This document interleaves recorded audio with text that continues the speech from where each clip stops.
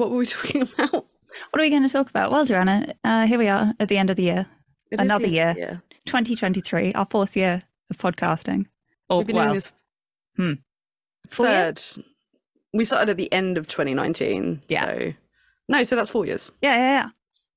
I don't know why I said third. Yeah, 4 years of podcasting. Do you know what? I'm the same. I can never do the counting how many years are in this number of years. Yeah, no. Yeah, no. Maths. I actually worked out that I figured that I had COVID when I was trying to work out how long we had the dog. And I was like, we got her in 2018 and it's 2022. But I've got 5 Augusts of photo, and it was September. So yeah, that was good. Anyway, end of the year. We finished the year. We've made it. Well, I haven't read it yet because I think you just pressed post as we got onto this call. But you've written your year's roundup, have you, of media? I did a quick roundup for my Substack. Yeah, you timed it really well. You sent me the Zoom link literally as I was hitting post. I was like frantically getting the last couple of pictures in while I was waiting for the link. And that's me being psychic, not me refusing to learn how to hook up my monitor the first time. And thinking that your computer had just broken. Yeah, that's the one. No, I haven't rounded up literally everything I liked or everything I watched in 2023 because I had like an hour to write the piece. Yeah. But lots of things that I loved, snuck in a few. Okay, I didn't really like this, but I loved this. I've tried to be overall positive, have we? Literally, yeah. No, I want to be positive at the end of the year. Think about the nice things we had this year. What was a nice thing? Tell me a nice thing. Oh, lots of nice things. Period dramas. Gilded Age, The Buccaneers, which is 2 period dramas set at almost like within a couple of decades of each other with just wildly different tones. Is Buccaneer Wild West?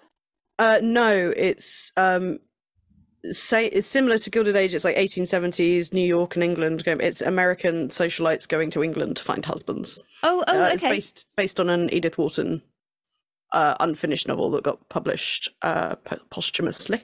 Posthumously? Yes. There's been an adaptation of it before, a BBC miniseries, but yeah, this is very like period drama done as teen drama, which is a particular sort of flavour of thing I love. I remember you telling me about this now. Yeah. Yes, they actually got some like modern slang in type of thing. Yeah, modern slang, modern music. The costumes are gorgeous. Oh, cute. And it's got Christina Hendricks in it, and I've had a crush on her for a very long time. Absolutely. Because she's pretty. But yeah, period dramas. There's some video games I loved.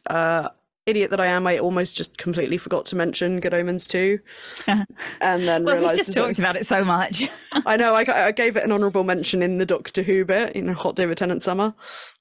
Yeah. Because I couldn't write a paragraph on it. I've talked about it too much, Francine. There's nothing left in me. It's just Crowley pretty. Just link to the episodes is fine. Yeah, it's pretty much just Crowley pretty. Yeah. I've seen even more analysis of this online recently, like new stuff too. Twitter's been serving me new takes, and I kind of agree with some of them. I don't know if that's just because it's been too long, but I'll send you them later. Oh, well, such as the way that Aziraphale was looking, darting eyes side to side, might have meant something or not. And I can't really go further than that without putting a spoiler warning on this episode, which I can't be bothered to. Yeah, no, that's fair. Yeah, it's good stuff. Right, sorry, we're going to start the episode properly in a sec, but I can hear banging. I think there's someone at the door or something. Oh, okay, fine. I'll be back. Sorry. Okay. Every time I say no edit episode this time, Joanna. If she gets murdered at the door, I'll feel quite bad about whinging. Oh. This again. Ho, ho, ho.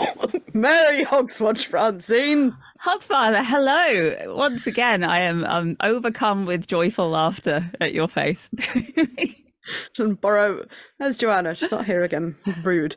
No, I think she's going to get murdered at the door. Oh, marvellous. It might just be murderous carolers. We don't know. How are you, Francine? Like murderous Carol again. I'm great, thank you. Murderous Carol doesn't come around here. How have you been? Have you had a nice year? It's been a wonderful year. There's been ice. There's been pigs. What more could you ask for, Francine? Your palace of bones. My lovely palace of bones in beautiful this time of year. Yeah, it is. It is. Now, Francine, I've got some letters. Oh, fantastic. They Good. have. The listeners have once again managed They to find your have. address. They found my address. I don't know how. I keep changing it. Fucking beard.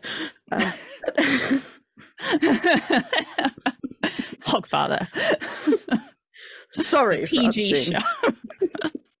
There's been a sherry or two on my rounds. But before I continue on bringing gifts and pig to all the lovely dear little children, some letters from your dear listeners. All right, let's hear them.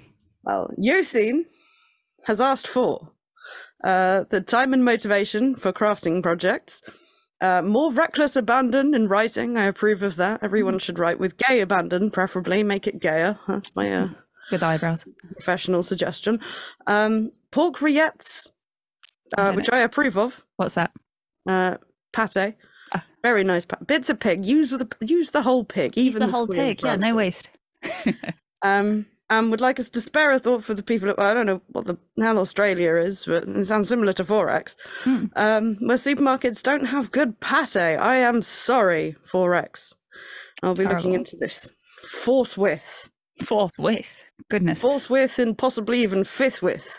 Oh, so is motivation and gay abandon something you can provide? Emotionally, I'm providing vibes of gay abandon and motivation to all of your dear little listeners if they so need it. I feel like, if anything, some of them have too much abandon, but we'll see. No, there is no such thing, Francine. They have adequate amounts of abandon all around. Slarty the cat has sent a letter via Atalanta. He's been brave and good this year. He's made a new friend, Fitz, and he's sharing his Hogswatch presents. He'd like his favourite rabbit pate, which rabbits are harder than pigs because, well, I've got the pig. They're on the roof. Hopefully not breaking the roof. I've heard it's fragile. But we'll do our best, Slarty. We'll look for the rabbit pate. And Slarty asked us to have a word with a friend of mine to take care of a friend of his, Boston, and we're keeping a good eye on Boston. He's very well looked after now. Okay, good. Craig has decided that he is comfortably on the nice list, which is bold of him to assume for himself, but we'll allow it, even though he's been swearing and indulging in the demon drink. Well, he'd like world peace and happiness to all personkind, and I'm doing my best, but really all I can offer is gay abandon. It's very much a themed Hogswatch.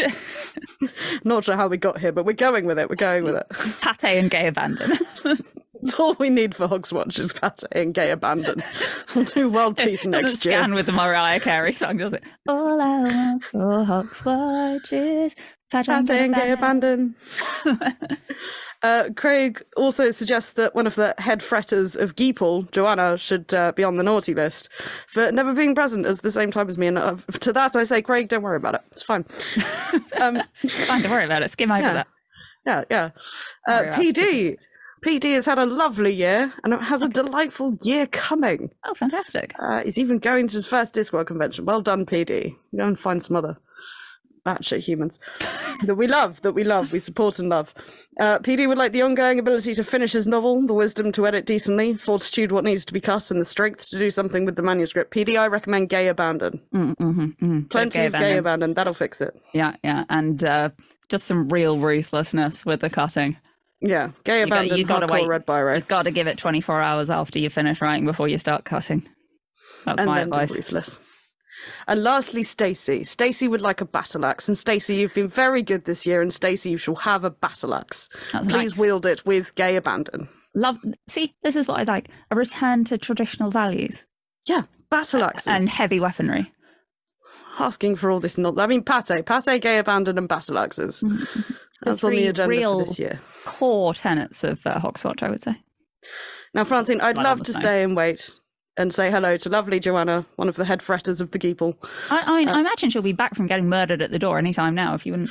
I'm sure she will, but my pigs are on the roof, and this roof is not stable. Oh, no, actually, you're quite right. If she starts getting rained on in bed again, I'm never going to hear the end of it. Yeah, all right. All right. Have a lovely Hogswatch to you and all of your dear little Geeple. And you too, Hogfather.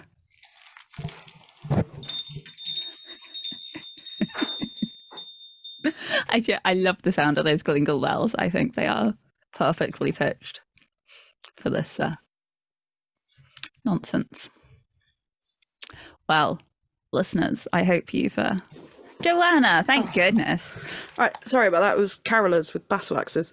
Oh, good. Yeah. Excellent. Well, at least that's, something traditional.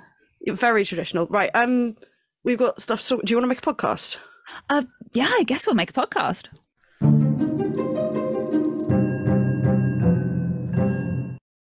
Hello and welcome to The Truth Shall Make You Fret special Hogswatch edition. It's a podcast in which we're usually reading and recapping every book from Terry Pratchett's Discworld series one at a time in chronological order. I'm Joanna Hagan. I'm Francine Carroll.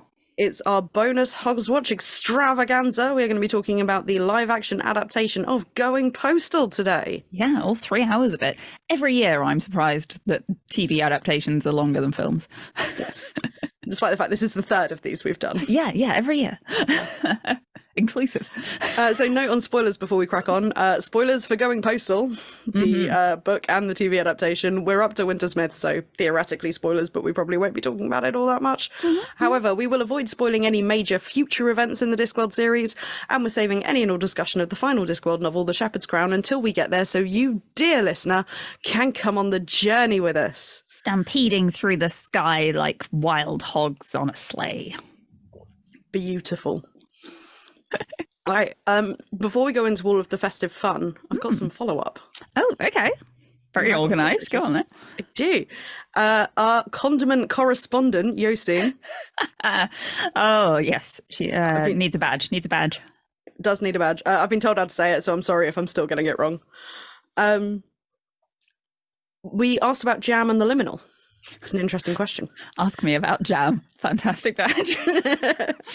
Ask me about condiments. One of the two. Sorry, jam and the liminal, please. Jam and the liminal. Professor Brian Cox has speculated frequently on the nature of strawberries alone on the Infinite Monkey Cage podcast. So Are he strawberries has. dead or alive? How can we tell? I'll make a note, see if I can link to that. If we stick to the condiment paradigm, we can be sure jam is not a condiment, so it survives the liminal. Okay. Your litmus test of if it can go on toast by itself is not a condiment is spot on. I'm glad our condiment correspondent agrees with me on this. But jam, like most condiments, does also generally not go off, so one could argue there's no concept of jams in the afterlife, hence no jam from the cornucopia. Right. There is, however, the argument to be made that jam is eternal. Much like death, it's unchanging, eternal, and inevitable. Can one go through life and never encounter jam? I argue one can't. I agree, Yasin. Going anecdotally, certainly. This means that jam is outside of time and mortality, which puts it in the same realm as death, and this opens up the possibility for death to make his own jam. Death makes honey. He does make I would honey. say honey follows all of those points as well. I feel like honey falls in the jam category. Honey is not a condiment. Yeah, but although not it jam. is also, it's not a, yeah, no, but that's what I mean. Honey is on the jam side of this binary I've invented. But I would say possibly even more so, because I'd say it's more of an association with death and unchangingness. Like, think of the mellified man. Oh, yeah, good point. Yeah. Sorry, please carry on. This opens up the possibility for death to make his own jam, as well as, so we'll get death some strawberries. Before you ask, I expect this works the same for Marmalade. Marmalade, yes, the difficult one. So, Yosin, official condiment correspondent of The Truth Shall Make You Fret, we thank you for your hard work Marmalade suggestions. and your Marmalade suggestions. For the Marmalades. All right, as is traditional on our little Hogswatch episode, we have a couple of listener questions. Also, very briefly, Pat and Jan Harkin wished all of our listeners a happy Hogswatch. Oh, passing very nice. We had a question from Nim. What 5 Discworld characters would you pick as contestants for an edition of Taskmaster? I personally am not indulging in this because I have not yet seen an episode of Taskmaster. I will get to it eventually. But Francine. But Nim also asked about the host and co-host situation. So I've decided on that. Rid Cully and the Bursar, I'm going to say.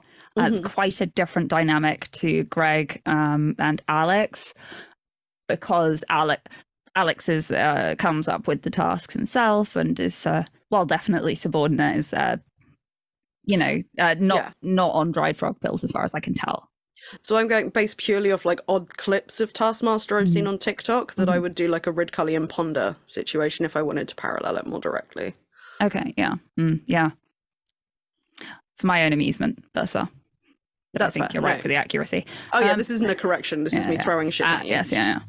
And then for the 5 contestants, what did Nim go for? Let me just Do you have it there? it. Yeah.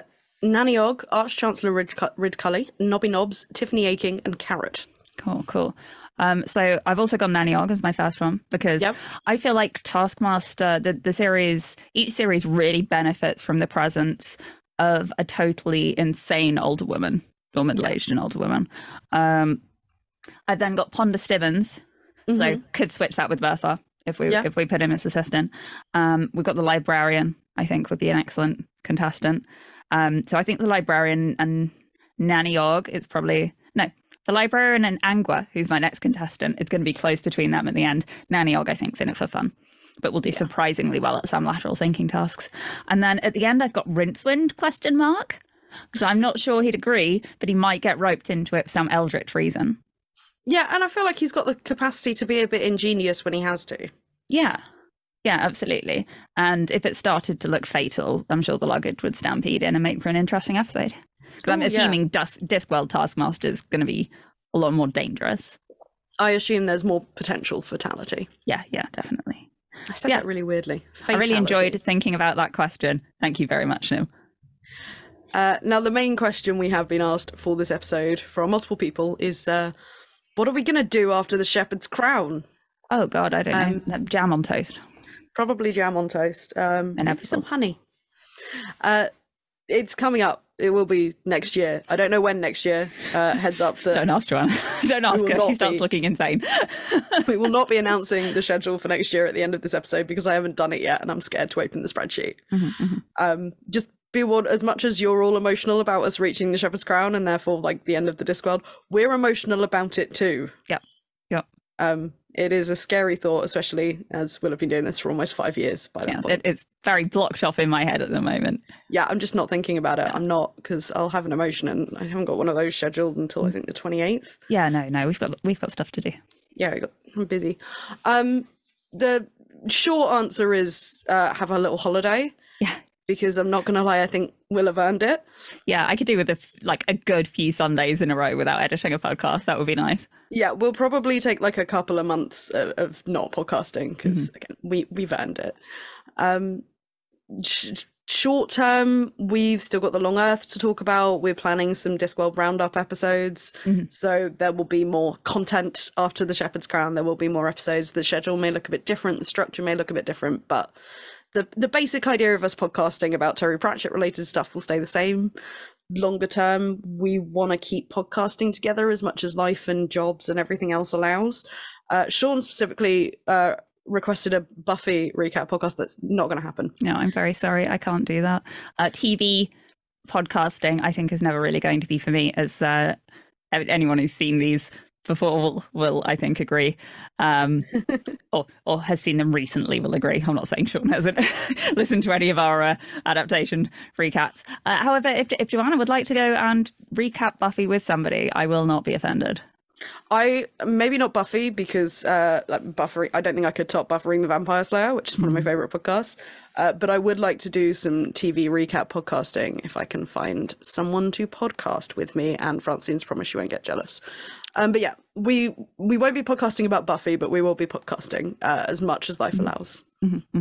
So we're not, you're not getting rid of us that easily, listeners. So suggestions of books, very welcome.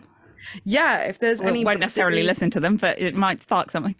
Yeah, if there's any book series that you really want to hear us podcast about, obviously the immediate plan as soon as we finish the Shepherd's Crown is to release an 8-part series on Gormenghast. Yeah, we've actually had that recorded for nearly 5 years now.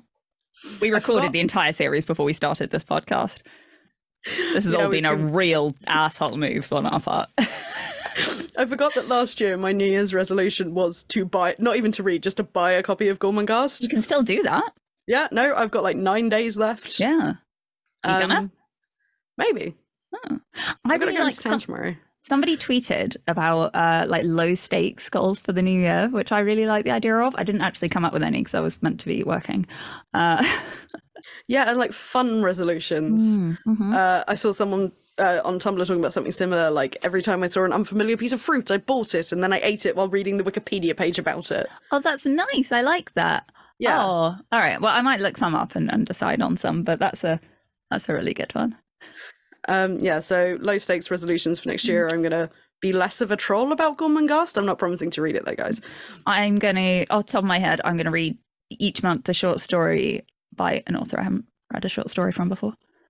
I'm not gonna lie. Easy enough because I've got fucking magazines full of short stories everywhere. I'm not making any real commitments for next year other than write a book. Yeah, no. I'm writing a book. That's my New Year's resolution. Well, I started writing it, finished writing it. What, because I have a literal deadline? Yeah. Yes, but I'm very scared about it. Okay. As long as you're terrified. That's the main thing. As everybody knows, fear is the healthiest motivator. It is. Fear and procrastination. Procrastination being the reason I've got fairy lights hanging up behind me. I was killing time when I should have been writing. Beautiful. Right. I think that's all of our non-going postal related nonsense we're going to talk about. Okay. Look at us. To the point. On topic, more or less. I'll give us time. On some topics. So is that mulled wine? Yes, this is mulled wine. Oh, nice. It's festive. I should have got mulled apple juice. Never mind. I'm happy with my coffee. I need to stay pepped. This is my version of pep. I don't normally have this much sugar in one go. I've ever said pepped in my life before. What's wrong with me? Festive. Is that a thing people say? Peppy? Not in this decade, I don't think. No. Yeah. I learned today that upsot is a word, because I don't know all the words to Jingle Bells, but it's in Jingle Bells and it's the past tense of upset, as in to be turned upside down. Yes. I think, not Joanna, the other one, Jack told me that. Yeah. I'm going to start using the two people I talk to. Yeah. Both. Francine only speaks to people whose names begin with J. It's me, Jack, and Yosin, our condiment correspondent. But they're harder to mix up with the pronunciation. Because I never try. Right. Shall we have a quick break before we go? Let's go get a mulled wine and a coffee and... Let's talk about the TV adaptation of Going Postal. Okay. Yay. I like this one.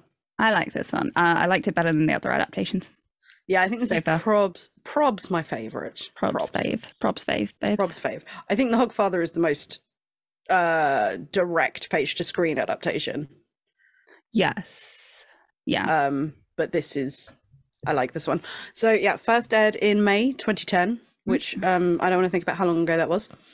No. So this was produced by The Mob with Sky. This is sort of the third in the little trilogy of Discworld adaptations they did. The first being Hogfather, which we talked about a couple of years ago, and the second being The Colour of Magic and Light Fantastic, which we talked about a long time ago. Many years. Many moons Decades, ago. Probably. All shot in Budapest. Huh? And I think there's some gorgeous imagery and gorgeous landscapes and things as a result. I love that. I didn't realise it was Budapest. That's cool. Yeah. From Rob's book, A Life with Footnotes, that would be Rob Wilkins, not just some random dude called Rob. Terry Pratchett's Going Postal from the 2004 novel didn't lend itself to large-scale borrowing of the book's original dialogue in the same way that Hogfather had. The story had to be recrafted and lines changed. That would possibly account for Terry's blowing hot and cold during this production to a degree he hadn't with the other two, Hogfather and Colour of Magic. Some days it was the best adaptation ever. Other days it had nothing going for it at all and you wanted to pull the plug on it in despair. I'd love to know which bits provoked which. Well, there's a great story in Rob's book about watching a rough cut of it for the first time. The director brought it round to watch with Rob and Terry. I don't know, I've read this book, I promise I have. It's just, there was a lot of information in it. Yeah. I tried to concentrate on the screen. This is Rob, obviously, but I was too busy watching Terry, watching his arms go across his body and then tighten their hold and tighten further. This wasn't a good sign. He was clearly unhappy, extremely unhappy. At the end of the first half, Rob rocketed up out of his seat and confronted Rod. You just don't effing get it, do you? At this point, with impeccable timing, Lynn came through the living room door with a tray of tea and lemon drizzle cake. So after tea and cake, which calms the potential altercation, they sit down and watch the second half. Terry shot out of his seat, I take it? Yes. Yeah. Pacified somewhat by lemon drizzle, Terry reluctantly sat to stick with it and watch the second episode. Again, as the film ran, I found my attention was about 20% on the screen and 80% on Terry. He still didn't look happy. His arms were still wrapped tightly around himself, his chin low. At the end, after the credits had rolled, the room fell silent. I was worried. Surely only the entry of Lynn and another lemon drizzle cake could save us now, although that seemed unlikely. Terry got up slowly, walked over to Rod, and hugged him. Oh. If I'd known the ending could be like that, Terry said, I'd have written a better book. Well. Yes.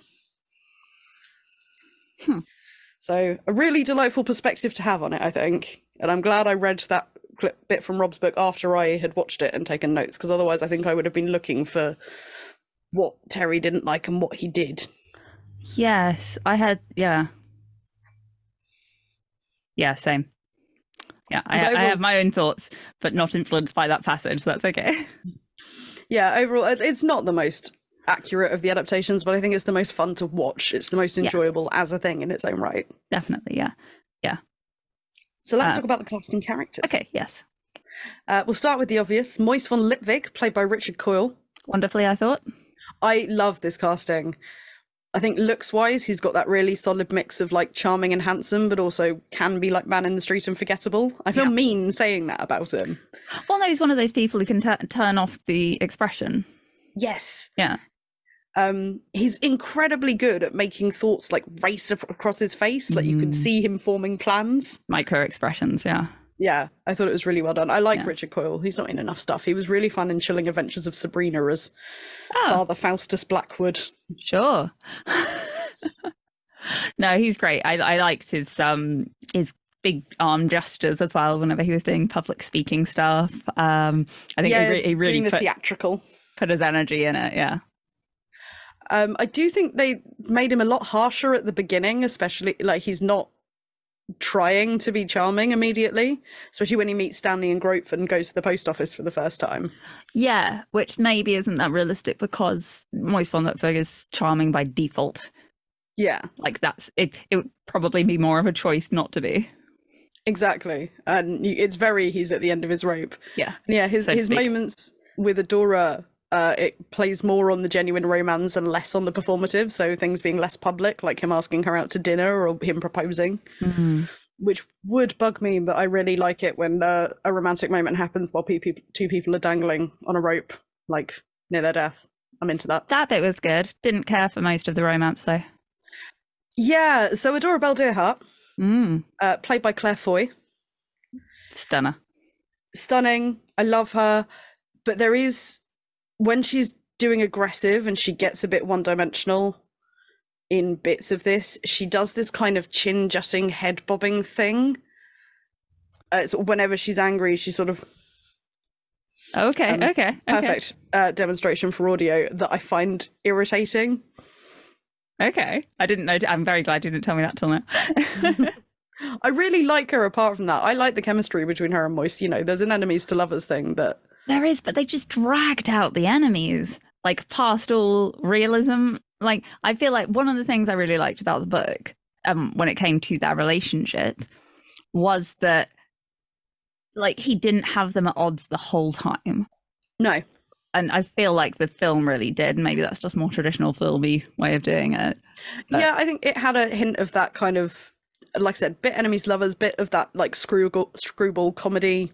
Yeah, not getting along with each other thing. Yeah, and that's not something I love. See, whereas for me, that's a very favourite tropey thing because I'm sort of raised on like black and white screwball comedy. And I hated the dance scene. Oh, I hated the dance scene. Like she's so against it, and he's literally picking her up and dragging her around. I'm not a fan. And it was a really touching moment in the book, and they just made it gross and grim. Yeah, like they could have. The point was he was Mercury dancing in the flashing light of the flame, and she was, you know, with him. Up in it. Yeah. Not getting kind of grabbed and thrown about. I think the cringy. I feel like I'm being really mean because I do actually like her casting, and I like what they did to Adora. Oh, I thought she was great. I just hated that scene, and I didn't like the fact the antagonism was drawn out so much. Yeah. The horse taming scene is one of the cringiest things I've ever seen on screen. Oh, see, I was going to ask whether you were into that. I like stern brunettes. Like, I have a very specific type. Mary Poppins was a formative film for me. Yeah, But this was just over the top. Mm. I feel like there's a time and place for the phrase naughty boy, and this wasn't it. That's true. Was it no, it wasn't a Christmas movie. You said it was released in May. Yeah. It's got Christmas movie vibes with that over the topness. It does. I think that's just sort of what Mob did with the Discworld things, and I don't hate it. But yeah, I thought that was a bit cringe. I love that choosing cigarettes over chocolate gets presented as this horrific tragedy. Yes. And I hate Weird her that final she gave outfit. up. Yeah. I can't remember her final outfit. Oh, she's in this red dress, but it's still got like a black trim, and she's just got her hair down a bit. And it's like, if you're trying to do a contrast between the very stern black outfit she was wearing, don't dress up like a teenage goth wants to dress. Susan's back. I mean, I love it on Claire Foy. Like, I think she looks gorgeous. I just don't like the outfit. Yeah, for that moment. Yeah. Yeah. Outfits I do like. Whatever they put Vetinari in for this whole thing, this kind of weird suit/cassock situation. This is Charles Dance playing Lord Vetinari. I think it would be hard to dress Charles Dance up in something he didn't look dignified in, but this helped. Yeah. He's really hot. I think you could dress Charles Dance in like a mascot costume and he would still look dignified. Yeah, I don't think he can not look dignified. Yeah. Like, on the one hand, Charles Dance is kind of really perfect casting as Vetinari. Mm-hmm. On the other hand, I'm uncomfortable with how much this makes me attracted to Vetinari. I'm comfortable with it. I've accepted this part about myself. All right, fine. I accept you know me and the problematic benevolent tyrants. Oh no, I mean, I'm attracted to problematic benevolent tyrants. It's just I don't fancy book Vetinari the way I feel about Charles Dance as Vetinari. Oh well, again, Charles Dance, yeah, no, can't be helped. Charles Dance managed to make me fancy Lord Mountbatten. Man can't be stopped. Oh yeah, yeah, that was the thing that happened. He wore a jumper. Well, yeah, what do I expect of you? Yeah, who's among us? Who's among us? As inevitable as jam, as they say. I'm never letting this go. No, me neither. Drumknot, played by Steve Pemberton, who I love. This is one of the castings and character things where I think it's a very different flavour of the character from the one we get in the books, but it's so much. I don't mind. I love it. Exactly. Yeah. And, I think he's not a big enough character for it to matter that they really shifted him, and they made him really good for the situation. Yeah, I can't put into words exactly how he shifts because I can see Drumknot saying all those lines, and a lot of it is from the book. That's just something slightly.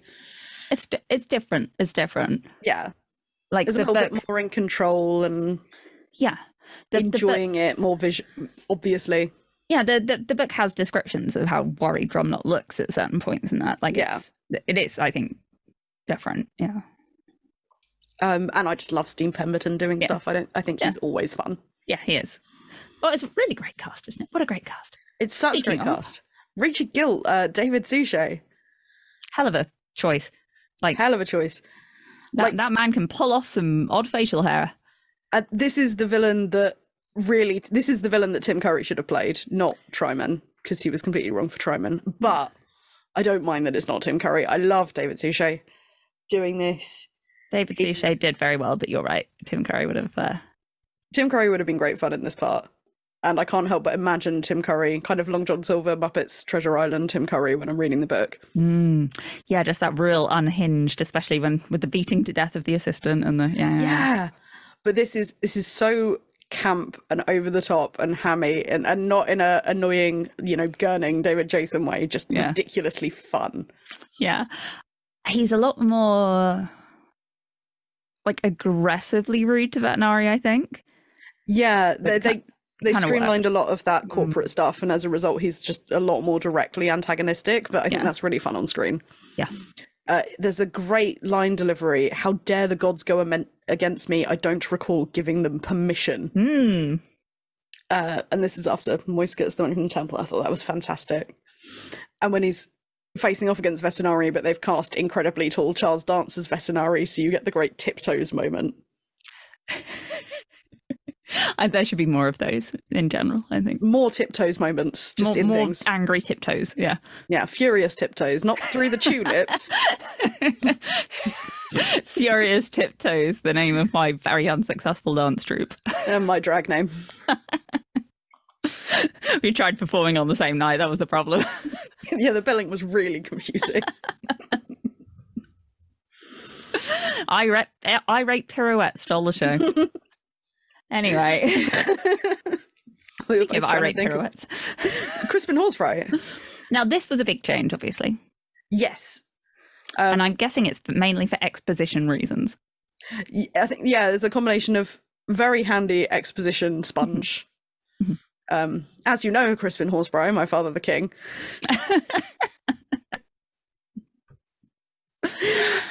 And also, again, because they've streamed down the corporate nonsense. So he's a different flavour of he's a different flavour of character like Drumknot. I think he's more sympathetic in this than he is in the book.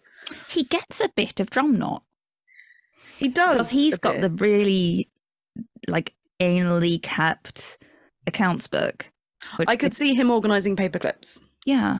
Which I don't think, I know Crispin didn't, but I don't think any of Reach's posse cronies had none of the named ones had that role, did they?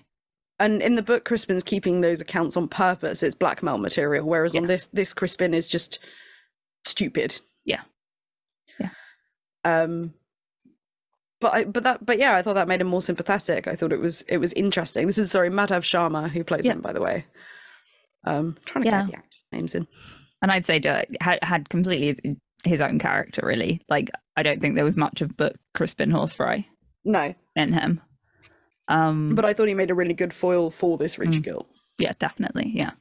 I think having someone who is less malicious and more stupid gave more contrast to the Reacher guild character. Yeah. And it never seemed very, as you know, Bob, to me. It's just noticeable because we've just read the book. Yeah, I mean, I have to say this was a lot less expositional than the Hogfather thing was. There is not a lot of, as you know, the unseen university. Yeah, but I think that's because the letter helped a lot with it. Yes, it really did. Mr. Pump. Yeah, a very emotionally open golem from the start, I'd say. Yeah, this is voiced by Nicholas Farrell and Marnix Vandenbroek, who's quite a well-known stunt performer, played the body. Oh. So there's a nice use of practical effects as well as some CGI in there, which I think it means it doesn't look dated. Oh, I wish I'd looked for a behind-the-scenes thing. I didn't. There wasn't anything on the DVD. Okay. There's a little introduction from Terry Pratchett, which is a nice watch. Oh, cute. He tells a nice anecdote about, because he has his little cameo at the end, a nice anecdote about how he kept flubbing his line up with Charles Dance and then sort of said to Charles Dance, oh, well, when you need to write a book, I'll show you how it's done. Oh, defensive. Yeah, I really like how they did Mr. Pump in this. I thought the look was really perfect, the kind of patchwork and a bit scruffy around the edges. Yeah, he's a working golem. Yeah. He's not and it doesn't look like a sad lumpen statue. It looks alive. Yes. It looks like living clay. I thought it was really well done. Yeah. Yeah, you could tell there was practical effects, not just CGI all the way down. Yes, and that brings me a lot of delight. There's nothing wrong with using CGI, but I think when you have that mix of practical effect in there, definitely, it's going to age better. It's going to age better. I just like the way it looks better generally, and that might just be a case of maybe in 10 years CGI will have that same impact on me, but at the moment, not quite there. Yeah, I understand that. Yeah. He gets some of his existing lines still. He gets the "this is better," and I thought that was really nicely delivered. Yeah. I love how he plays Cupid a little bit between Moist and Adora. Yeah. It was interesting having him stand up for Moist Fun That Big to Adora. Like the idea of him volunteering despite being on duty, I'm not sure completely tracks with golem lore, but I liked it. Yeah, I think it works. I mean, you see things like Moist riding to Stolat and realizing that he could leave the city if it was on post office business, that sort of thing. Yeah, that's true. I really like the moment when he catches Moist at the end. It's a very platonically romantic moment. Yeah. And I love moments like that in stories. Yeah, me too. Groat. Great. Senior postman. Not very revolting. Yeah, this is Andrew Sachs, who many of our listeners will know as Manuel. So iconic. Tons of iconic British actors, as always. Yeah, they just called up the usual little black book, didn't they? Yeah, we need some old white men from England. Handily. Yeah, this large box of old white men. A couple of attractive brunettes. Yep, no, got a few of them as well. Male or female, both handy. Got him. Yeah. No, I like him as great though. They cut all the ailments and the grossness, but I don't mind. I don't think you can get that across on screen anywhere near as effectively as you can in writing. No, not while at the same time preserving that real like emotional punch you need to get from the old man who's been at the post office forever, being attacked by this thing, and you know.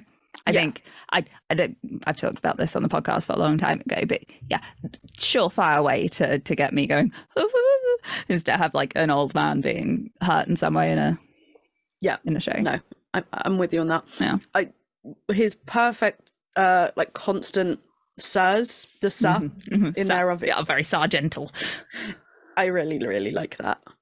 And Stanley, played by Ian Bonar. Fantastic. I would say a standout performance for me. That wide-eyed, always slightly to the left, not making eye contact stare was so good.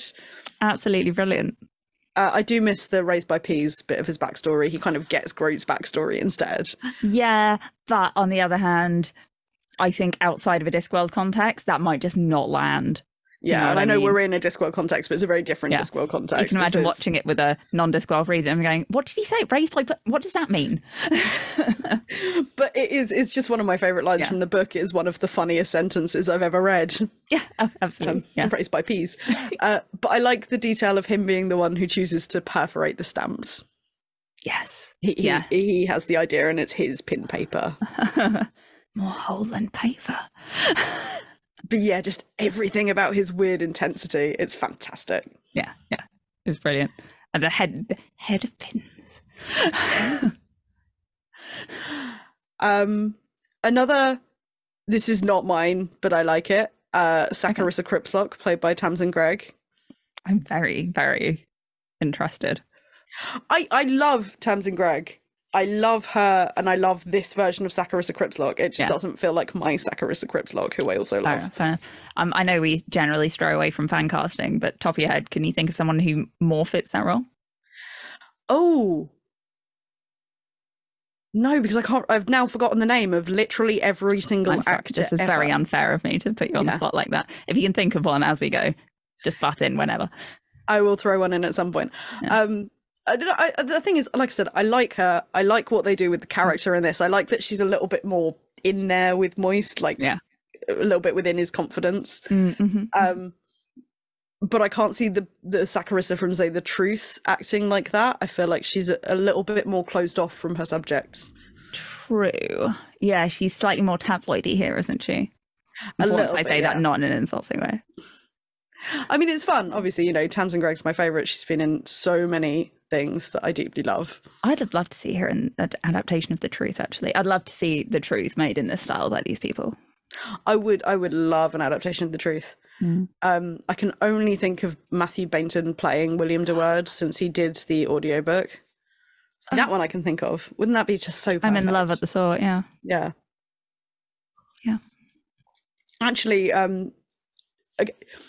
it wouldn't be going with the physical description in the book because that's such a specific physical description in the book. But Charlotte Ritchie, who's in Ghosts with Bainton, I think she would be fun as Saccharissa. I love her. I can see her playing like the proper lady bit. There's a girl, she's 40 something on TikTok who reminds me very slightly of Charlotte Ritchie crossed with like Alexis from Schitt's Creek. I've forgotten the actress's name. Yeah, I can't remember. Yeah, but she explains TikTok drama, and it's my absolute favourite series at the moment. I'll send you a link afterwards. Okay, I love her. So good, you'll love her. Yeah, she's so pretty too. Where are we now? So Grile. Right. Oh yeah. I have a question. Oh. Why is the banshee so wet?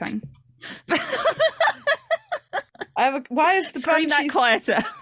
Why is the banshee? I'm just getting away from my microphone. Why is the banshee so wet, Francine? Why have they lubed up the banshee? So you can't catch him. It just... You try and grab him, he'll slip away like a piglet. It would never occur to me to put lube on a banshee. And clearly I don't have the creative vision that mob production... You wouldn't think he'd be as flammable as he was, really. I think Adrian Schiller is doing great here. It's a very fun, like, silly... I didn't know who it was. He's Nosferatu. He's a hammer horror vampire. Yeah, he is. And I think it's great. I think the look is great. I think the performance is great. It's a fun villain. He just also looks like he's covered in lube, and I don't like it. I didn't love it so much. I didn't love this as much as most of the characters, and not because of the performance, just the kind of the unnecessary exposition. The exposition of bit we'd just looked at. Yeah. In a weird dramatic way that doesn't fit with an assassin character to me. Yeah, it's kind of repetitive, but then I suppose you're missing how the actual death of the Banshee happens in the book, and so you're giving it something else to do, and you want to spell things out a bit. Because it's not a mystery being teased out in the way it is in book form. No, and not everyone's just read and analysed the book. Yeah. Yeah. It wasn't too off-putting to me, but as I was watching it, I was like, no, shush. I just couldn't not think about the lube. Well, wet and dramatic. Is that... I've been described that way many times. Anyway, Rid Cully. Good. Rid Cully, played by Timothy West. Again, infamous British white dude. Good pomposity. Good pomposity. I do think it was a bit of a shame they didn't have the same actor that they had from Hogfather, just because it would have been a nice little continuity thing. Yeah. Which was Joss Ackland. But I thought Timothy West was great. He is so good at playing that pompous, that ridiculous. Yeah. His antagonism with Vetinari over the Omniscope, again, is a change from the book, but it's a fun one. Yeah, it bounced off each other quite well. Slightly different relationship than the two of them in. I mean, you put two incredible, like, veteran actors like that in a room together. You want to give them something fun to do, don't you? And then he gets to do it again a bit with Steve Pemberton when they're setting up the Omniscope in the square. I thought that was great. And then we have Dave of Dave's Pin Emporium, played by Paul Barber. I love everything about how they did Dave's Pin Emporium. Pin Exchange. It's so well done. It looks exactly how I imagine it. It's the there must have been some consulting, or the designers and the directors, whatever, went to the same kind of secondhand bookshops as Pratchett did, and yeah, it felt immediately like exactly that place, exactly that person behind the counter. Yeah, it reminded me of this weird little niche collecty shop I went to in Malta, which I guess kind of makes sense. The same kind of old building surroundings. Obviously different style, but yeah. His delivery of, to be fair, they're mostly holding pins, was a particular highlight. It was just very nicely delivered. To be fair. You won't do nails, get kiddies in here. Mm-hmm. And then he got real, like, he did the offence at Stanley, like getting a girlfriend very well. Not a girl, Stanley. Oh, poor Dave. He's probably lost a lot of customers to, feminine wiles, whiling about the place. He just doesn't get it. I've got a shop full of pins. Oh, what more do you want? More pins than a lubed up banshee. Jesus. Right. That didn't make any sense. It didn't, but it's going to live in my head for the rest of my life. Angua, played by Ingrid Bolso-Bardal. I'm sorry, I didn't check how that was pronounced. Again, this isn't in any way the character from the books. Also, Angua's not really in the book. Yeah. But I thought this was a nice little conceit as a way to get Moist to and from Vetinari multiple times. Yep, worked well. Little fast travel character. Yeah. Rather than, because you can't just have him do something and then have some time pass. Next chapter. Yeah. Yeah, no, exactly. I mean, considering we spent some time talking about that in the book, didn't we? About how cleverly it was done. It was like, and we're blacking out. Yes. And this didn't do the fade to blacks. It showed how he got there. It showed who got him there. Yeah. So she was fun and antagonistic, but the kind of weird, always looks a bit not human, I didn't love so much. No, but again, it's the spelling out, isn't it? It is. It's very blatant. Mr. Pony, played by John Henshaw. Pretty well, I thought. I loved him. Again, they kind of simplify the story a little bit. They make Princess his niece and don't go into the sort of backstories of the Clax Tower as much. Yeah. Yeah. I like his moment with Adora. Yes, and it makes sense. It makes real sense with everyone's backstories. Yeah, that he would have worked with her father and he would have known her. I thought that was a really nice emotional moment to add in. The Smoking Gnu, Mad Owl, played by Ben Crompton, St. Alex, Asif Khan, and I couldn't find a credit for the third one. Oh. And I did a lot of rummaging. Says he's sane, but can't prove he's real. I was staring at Mad Owl going, I know him, I've seen him in something, what have I seen him in? He was in Game of Thrones. He was one of the Night's Watch boys. If anyone can find the third credit, answers on a long abandoned envelope, please. Thank you. Singed around the edges. Preferably. But yeah, I thought they were fun. I thought all their stuff was well done. I like that we got a lot of their bickering in the background. Yeah. It was just another, like, made the world feel richer thing. And the praying moment when they appeared was quite fun. It was a nice little build up and thud. That's very Pratchett-y. And a nice, like, from the book thing. Yeah. And yes, as already mentioned, at the very end, we have the postman, a cameo from Terry Pratchett. Yay. Dropping the letter into the dark tunnel and saying that's a bit of an embuggerance. Done. That was a very sweet moment. That did not give me an emotion at all because, as I said, I don't have any of those scheduled until the 28th. Very funny to know he kept fucking that up in front of Charles Dance, though. I mean, I would fuck off if I had to do you can't line type in front of me. Dance. Yeah. You can't put me in front of Charles Dance. I'll simply stop. I can't say a full sentence at the best of times. And I do podcasts. Yeah, no, between us, we almost make not a functioning anything. No. Right, so the bigger topics. A lot of choices made to streamline the story, which is something I always like looking at in adaptations. Didn't like the sign. Didn't like that they shortened the sign. What? Yeah. I mean, I feel like so much of it is just to fill a camera. No, it doesn't make sense. It's a shit sign without the rest of it. Neither rain nor snow nor glom of knit. But glom of knit will not. Yeah, gloom of night will not. No, it needed. It needed. Why would anyone assume it would? That was a bad streamlining choice. I agree with you.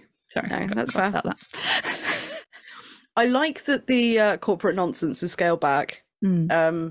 I not that I don't like the corporate nonsense stuff in the book. I think it's really well written and really well done. It would have been so dull and wordy on screen, though. Yes. Whereas instead we get the sort of ridiculous marketing thing with Gil like dancing along with his parade and his mobile clocks tower. Yes, that was very silly and good. And more, he was more kind of upfront right away with his nefarious. Yeah, there's zero subtlety. Yeah. There's no board of directors to start. I mean, off with there's no subtlety in the book. You know, he advertises himself as a villain. That's the point. Yeah, absolutely. But I mean, to the public, he does a better job, I'd say, at the start. Yes. Yeah. But from here, he's just like, a circus! Dancing girls! Dancing girls, a tower. Don't worry about it. I really enjoyed that scene. Just David Suchet doing his little dance with his cane. Da, da, da, da, da. Right. We need a sword cane each. We do need a sword cane each. Listeners, if you'd like to get us a late Hogswatch gift, then sword canes. That seems wrong. Use dangerous. Albatrosses. Mm-hmm. Albatrosses are generally licensed to carry sword canes. God, I'm talking bollocks. We lose a lot of the post office backstory. Yes. Which, again, I'm okay with. Because I don't think you can express the horrors of B.S. Johnson on screen. That's true. And that's so integral to the backstory. Yeah, no, that would have been a weird little sci-fi element if you put it in a film. Yeah. Like the post sorting machine. And it's a very specific the backstory is very specifically reminiscent of the British Post Office, I would say, even though it's obviously massively caricatured. Yeah. And I'm guessing this was, I don't know if it ever went to an international audience, but it's I mean, it did air internationally, but it was mostly British. Yeah. This was part of a huge, I should mention in the intro, this is part of a huge investment Sky were doing in new drama at that point. Oh. Do you think this is 2010? You're in the first decade of Sky being on the air. Is that true? Yeah. It launched. Oh no, maybe it did launch late 90s. It was the 90s, yeah.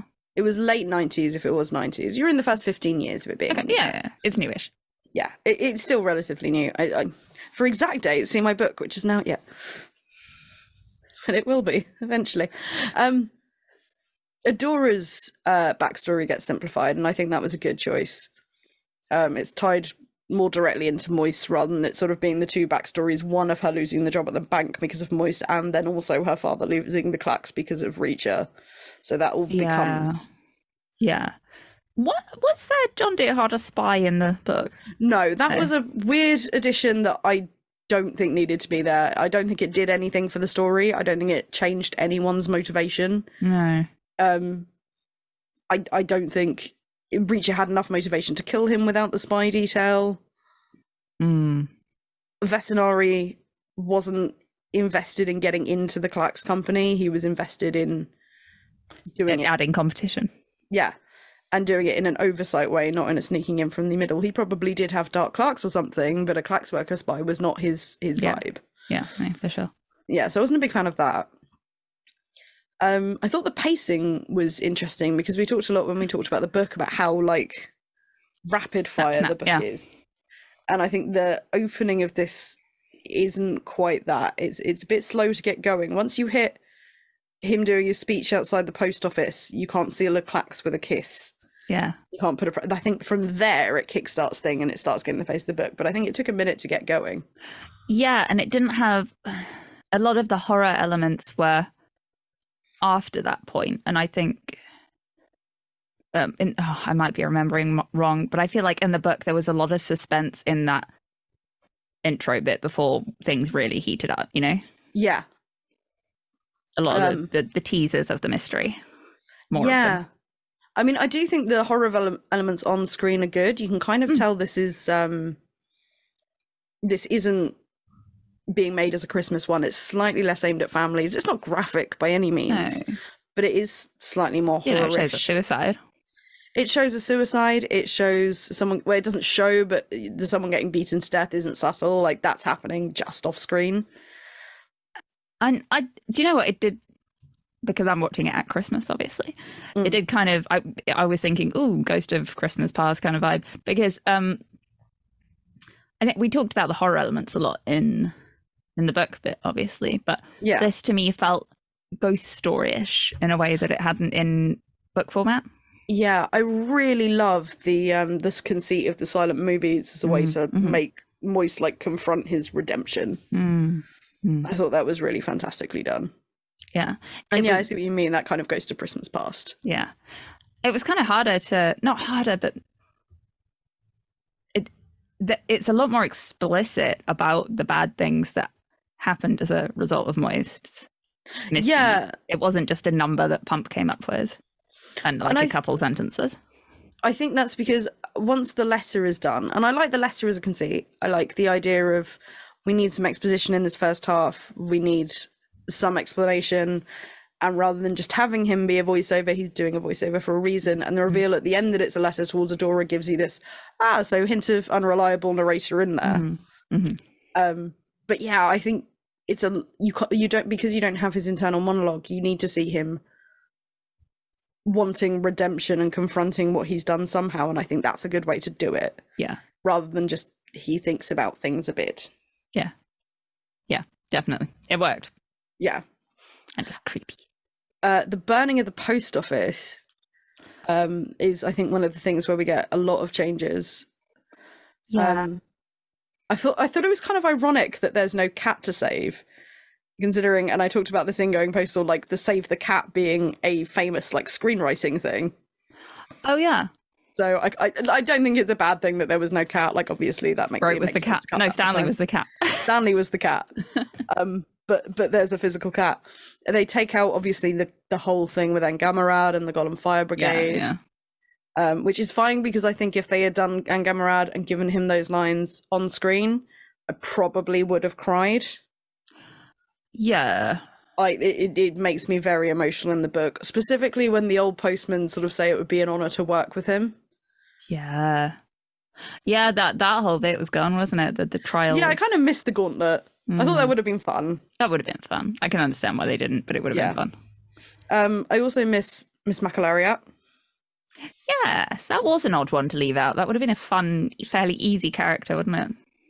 Yeah, I think it streamlines it. You don't have people coming in and you're thinking about, because you don't see a lot of the post. You get like maybe 2 scenes of the post office working. Yes, yeah. It's so much about getting the post office to work, and a lot of it's like montage, that I think it would be a lot to shoehorn a character in for what would be an extra couple of scenes. That's true. That's true. Yeah, even the postmen, you get like the old guard turning up, and that's pretty much, yeah. Yeah, and yeah, the rest of the golems get their uniform stamped, and that's mostly there for the Annoyer, not the Annoyer. Sorry, I have that name in front of me. I was about to mention her. The Adora antagonism. Yeah, the fact that the priestly praying to get the money is all Loeffler, and it misses the Annoyer stuff. Again, makes perfect sense to streamline it, but I missed having Annoyer there. Yeah. Yeah. Especially because it would have been fun if they'd done something like they have her manifest and it's just Claire Foy in a different outfit. That would have been funny. Yeah, that's what I would have done. Well, there you go. You should write in. So, you know this thing you made 13 years ago? Well, I've got this idea, right? Okay, so what you do, you get Claire Foy and you give her an outfit. And you put her in a cutlery drawer. Yeah, and then you just put her in a cutlery drawer and hand her a cigarette. Perfect. Who the fuck are you and how did you get in here? Don't worry about it. But yeah, the visuals of this are stunning. I think it's great. There's so much detail.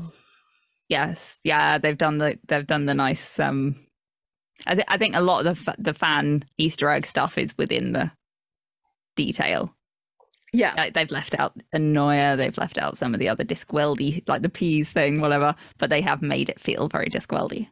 They have. I think the look of it was perfect. They've upgraded in the little intro that Terry Pratchett did. He mentions like the Discworld books start with the Colour of Magic, and Ankh-Morpork's kind of this quasi-medieval thing. And by Going Postal, it's become more Victorian. And I think there's a good sense of it looks Victorian, not medieval, but it feels like it could be the same city that was in the Colour of Magic. Yeah, that's grown up and, you know, a few hundred years have passed. Yeah, yeah.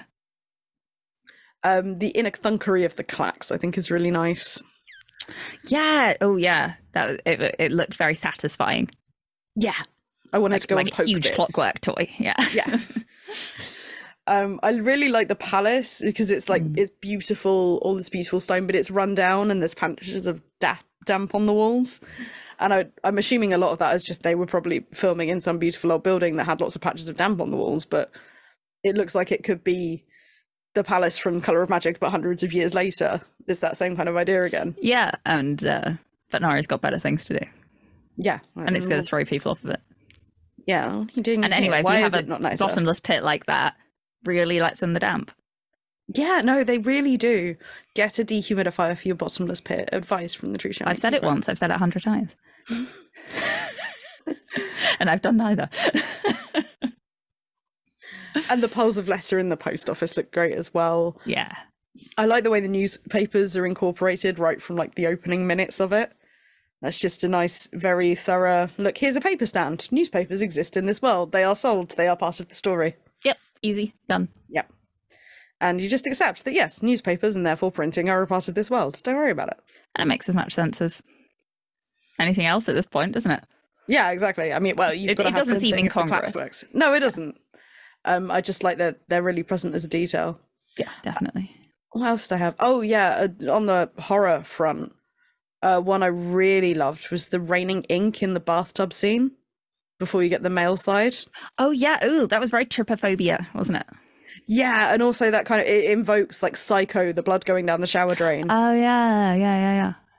So you get that kind of raining ink, and then it gets heavier and heavier, and then the letters everywhere flying through the thing. Yeah. I thought that was incredibly well done. That was nice. Yeah, considering a lot of it's very special effecty. Yes. It doesn't, like, my problem with a lot of fantasy stuff, as we've talked about, is that it looks corny unless you spend so much money on it. But I think they found a really good, like, minimal way of doing it that didn't. It didn't look. The only thing I thought looked cheesy was when Gryle gets burned to death by the sentient letters. Yeah, I thought that was a bit early cheesy. Harry Pottery. Yeah. Yeah. A couple of other criticisms. I don't like that the thud board wasn't octagonal, because it's just such a minor thing, and the thud game. Why not? The thud game existed by this point, and I just think it would have been really nice if they'd used that game. and I don't understand. And yeah, so that mildly bugged me. And the hat and the suit aren't gold enough to me. No, I don't understand why not. Why didn't they make him I get shiny? the hat looking grubby to start with because it's been like buried under piles of stuff. But polishing the hat up and getting a really shiny suit, I think would have been, because they keep referring to it as, oh, you're glowing, you look like a little sunbeam. Yeah. But it doesn't. It looks like it's got this like patina over it. Mm. It looks nice. I like the aesthetic, but it's not the gold suit. Because we didn't have any of the like, I am the avatar of the winged. Yeah, we don't have whatever he was called. Yeah. If he had, FedEx. I think you could have. Thank you. You could have given him like a flash of gold in the eyes, which I think would have been really cool. Are you partly thinking that because we just read Wintersmith and you get the flashes of gold in people's eyes in the Summer Lady during the dance at the end? No, I came up with that entirely on my own. Oh, okay, cool. No, that was definitely there subconsciously. But it's just a very Pratchett-y thing.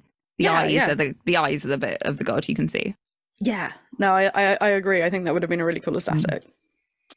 Don't mind, eh? Yeah. So like I said, I think it's a good adaptation. It's imperfect, and I think that makes for a better watch. Yeah, no, I enjoyed it. I'm not cross that you made me watch this one.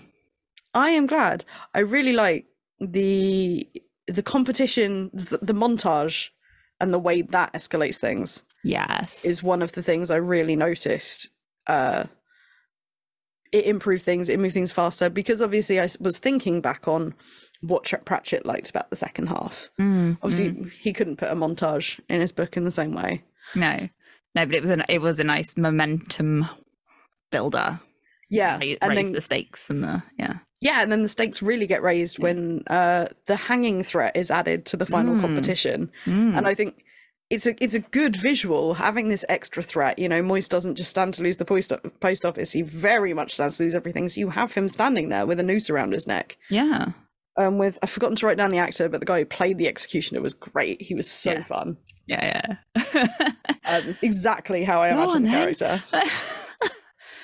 Right, very nice. But yeah, having the omniscope and the clerk's office and the post office right opposite each other, having the gallows there. Clunk. Yeah. I thought that was all nice and compact. Yeah, I thought it was a really excellent stake raiser for the final minutes of it.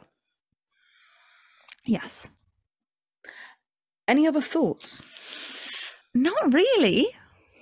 No, I think we've covered everything that I had.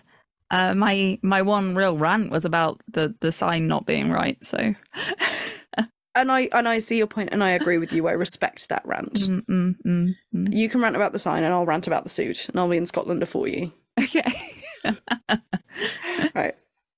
As it's Hogswatch, Francine, have you got an obscure reference finial for us? I have. It's not so much a reference finial as just a related fun fact. Because I couldn't be bothered to scour the bloody thing for references. But did you know that Anthony Trollope, the novelist, was the one who introduced letterboxes, like pillowboxes, to the UK? Oh, really? Yes, really. So he was a surveyor's clerk for the post office, and he traveled in Europe quite a lot, and he probably saw these roadside letterboxes in Europe, in like Belgium and France, and he brought back the idea, and they trialled them on the Channel Islands. And so the first ones were on Jersey, and then there were a couple more on Guernsey, and then it was such a success that pillowboxes started appearing on the British mainland from 1853. Amazing. Yeah, that is I'll link to a really fun article about the whole thing, like the history of pillowboxes. Amazing. Postalmuseum.org, a very good website. Right. I think that's what we're going to say about the Going Postal TV adaptation. Stamp of approval. Francine. I'm a delight. You are a delight. We'll be back. So as I said, we don't have a schedule ready for next year yet because I'm scared. She's scared. What I can tell you is that the current plan is for us to take January off, barring a couple of bonus episodes. I know we normally just take a month a year off in the summer, but we're both really tired, guys. It's been a cut, yeah. It's been a year. And immediately after a holiday this year, we went into some very intense Good Omens coverage. So yeah, we're gonna take a month off. You know, we're hitting the end of the run now. There's no need to sprint it. Oh no, I'm dragging. I think that was a bad metaphor because I think you do sprint the end of a long run, don't you? Yeah, I don't know. Do I look like I've ever done a long run in my life, Francine? I mean, no, neither of us have done a long run. Okay, fine. Yeah. I watched the Olympics once. I was in the room while the Olympics was on. Yeah. Anyway, yeah, so we're taking next month off. So we'll officially be back in February with a book from the Discworld. Good. To keep whatever an eye, one's next. Yeah. Whatever's coming next. To keep an eye and actually find out what we're doing, there are various ways you can go about this. You can join our Discord, link down below. Can and should. You can follow us on Everyone's Instagram. great. Yeah, no, our Discord is so great. I love all of you guys. Hi. Hi, Discord. People. Right, sorry. Francine, I have a rhythm. Here's the church, here's the steeple. Open the Discord, there are the people. Am I allowed to... Can I do the outro? Yeah, sorry. Yeah. You can follow us on Instagram at The Truth Shall Make You Fret, on Twitter and Blue Sky at Make You Fret Pod, on Facebook at The Truth Shall Make You Fret. Join our subreddit community r/TTSMYF. Email us your thoughts, queries, castle snacks, albatrosses and sword canes, The Truth Shall Make You Fret Pod at gmail.com. If you want to support this nonsense financially, go to patreon.com/The Truth Shall Make You Fret. We can exchange your hard-earned pennies for all sorts of bonus bollocks.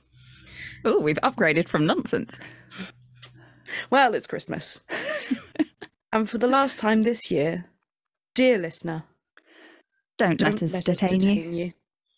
And dear listeners, as an extra special treat for you, we're going to let Joanna play us out with a Wintersmith adjacent bit of music.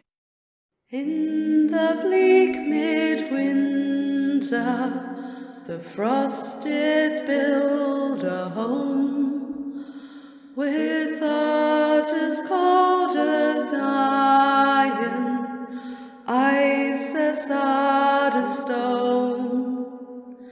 Snow had fallen, snow on snow, demonstrative snow.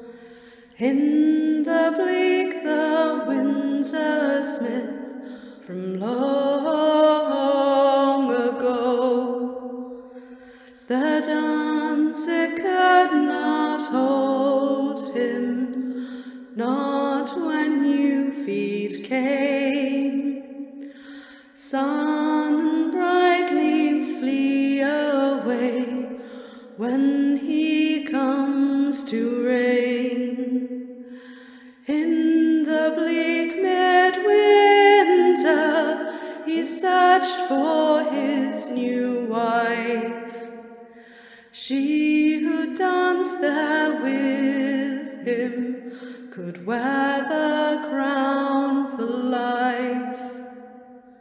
Her silver horse down rushing falls could not keep him away. As he searches high and low just to find a way, to make a man, to find a way to become more than ice and snow and frozen days, than all he was before. So he came and snow fell down here and everywhere, covered chalk and froze the lands, breathed his icy air. So she came before him, there she stood amidst, balanced tween the frost and flame, the witch gave him a kiss. And now she will weep for him who wished to be a man. Now the snows are melting, spring has come for lambs. In the bleak midwinter,